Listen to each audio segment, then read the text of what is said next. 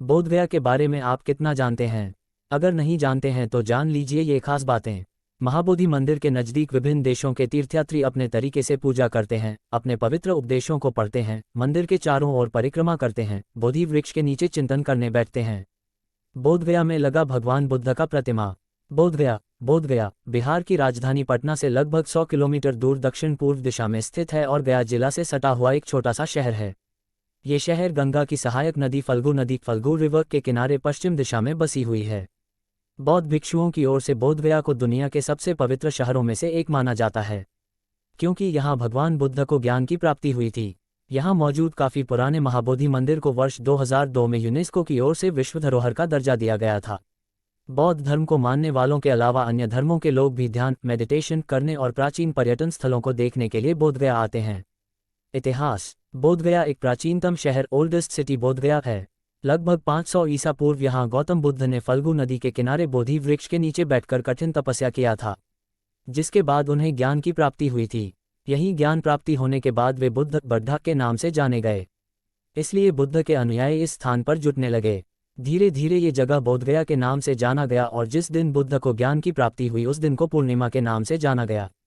कहा जाता है कि महाबोधि मंदिर में स्थापित बुद्ध की मूर्ति साक्षात उसी अवस्था में है जिस अवस्था में बैठकर उन्होंने तपस्या की थी, और वह मूर्ति स्वयं भगवान बुद्ध द्वारा स्थापित की गई थी। नालंदा और विक्रमशिला के मंदिरों में भी इसी मूर्ति की प्रकृति को स्थापित किया गया है। इस शहर में अशोक महान ने कई स्मारकों का निर्माण कराया था। बोधगया की ऐतिहासिक और घूमने वाली जगह। वैसे तो बोधगया का सबसे मुख्य आकर्षण महाबोधि मंदिर महाबोधि टेम्पल की है, लेकिन इसके अलावा भी यहाँ कई रमणीय स्थल हैं जो देखने लायक है। बोधि वृक्ष बोधि ट्री। बोधगया स्थित बोधि वृक्ष के नीचे भगवान बुद्ध को ज्ञान प्राप्त हुआ था। माना जाता है कि यह पेड़ मूल बोधि वृक्ष का ही एक भाग है, जिसे राजा अशोक की बेटी श्रीलंका ले गई थी। महाबोधि मंदिर महाबोधि टेम्पल।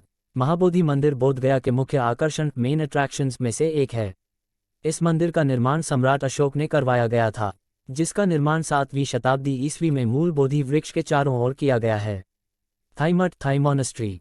थाई मठ सोने की टाइलों से बनी गोल्ड टाइल्स और ढकी घुमावदार और ढलान वाली छत वाला मठ है, जिसे देखने के लिए दूर दूर से लोग आते हैं।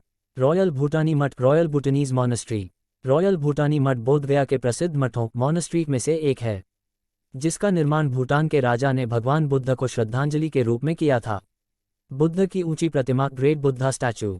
80 फीट की ऊंचाई पर खड़ी भगवान बुद्ध की प्रतिमा स्टैचू भगवान बुद्ध और बोधगया से जुड़े धार्मिक आध्यात्मिक स्मारकों में से एक है।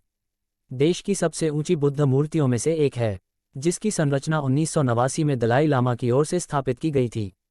जापानी मंदिर जापानीज टेम्पल।